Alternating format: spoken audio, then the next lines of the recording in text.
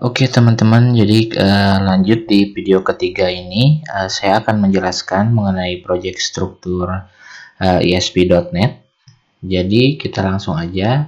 Yang pertama ini connected service ini tuh fungsinya untuk kita ingin menambahkan integrasi layanan eksternal ke misalkan contoh ke Azure ataupun ke gRPC dan lain sebagainya. Di sini kalau misalkan kita coba klik kanan yang connected service ini, kita klik add.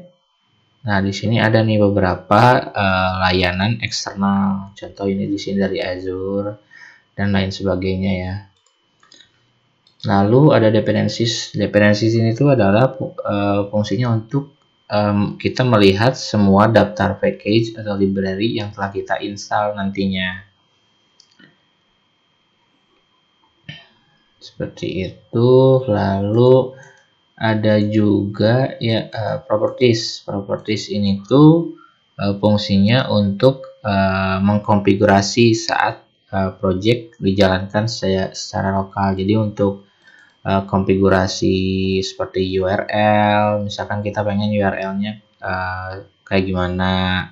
Lalu juga untuk konfigurasi environment-nya, misalkan development, staging, atau production, dan juga jenis si web servernya. Lalu juga ada fungsinya itu www.root.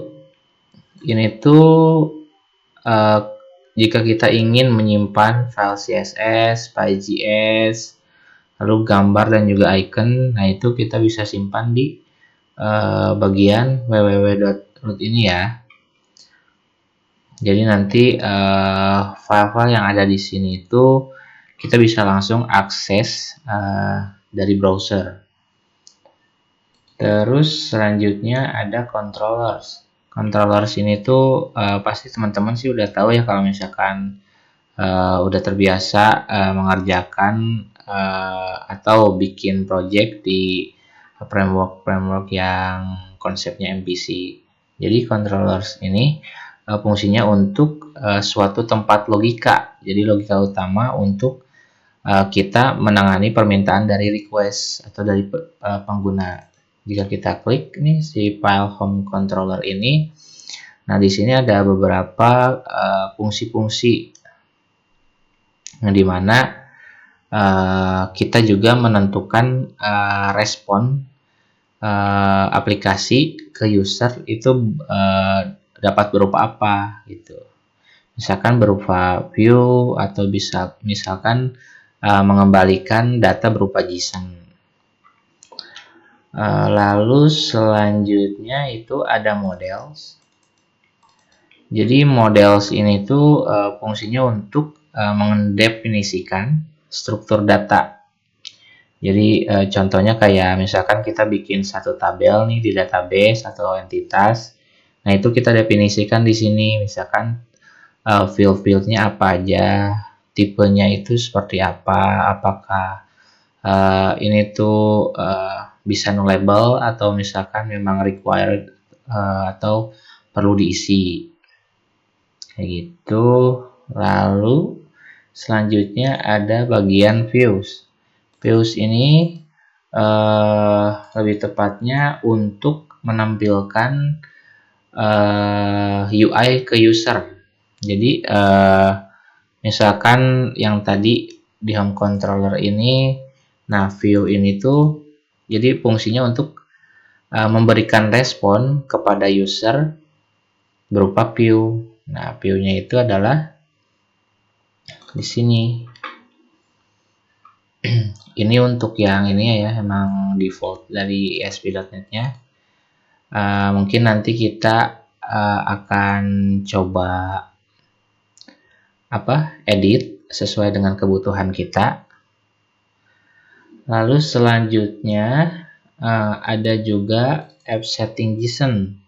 App setting JSON ini tuh sebetulnya fungsinya untuk ketika kita ingin konfigurasi, misalkan aplikasi kita ini pengen terhubung atau akan menggunakan database SQL Server. Nah, itu settingan connection-nya itu kita bisa tambahkan di sini.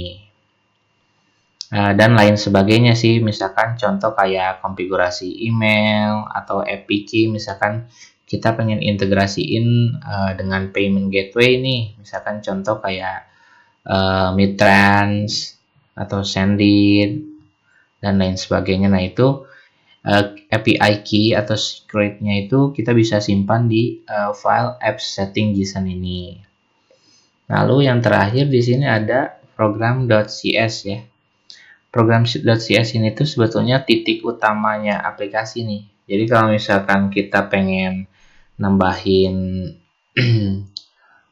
kayak middleware, terus kita pengen misalkan mengkonfigurasi connection string yang tadi di sini ini kan berupa ininya ya, menghubungkan ke si SQL-nya. Nah, di sini tuh untuk atau agar kita bisa menggunakan atau bisa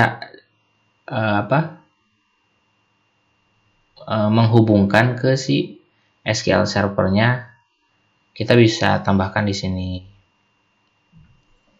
Terus contoh kayak misalkan kita menggunakan package identity ya, kalau di ASP.NET ada namanya package-nya itu identity. Itu tuh fungsinya untuk autentikasi. Jadi untuk kayak login, register, logout, role dan lain sebagainya. Yaitu juga bisa juga untuk konfigurasi middleware di sini, terus kayak menentukan default root dan lain sebagainya. Jadi nanti kita bisa tambahkan di sini. Mungkin itu saja ya untuk pengenalan fungsi struktur project perbagiannya.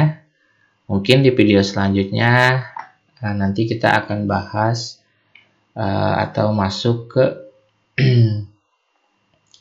bagian routing kali ya. Jadi kita jelasin gimana bikin routing di ASP.NET. Cukup sekian dulu. Terima kasih, sampai jumpa.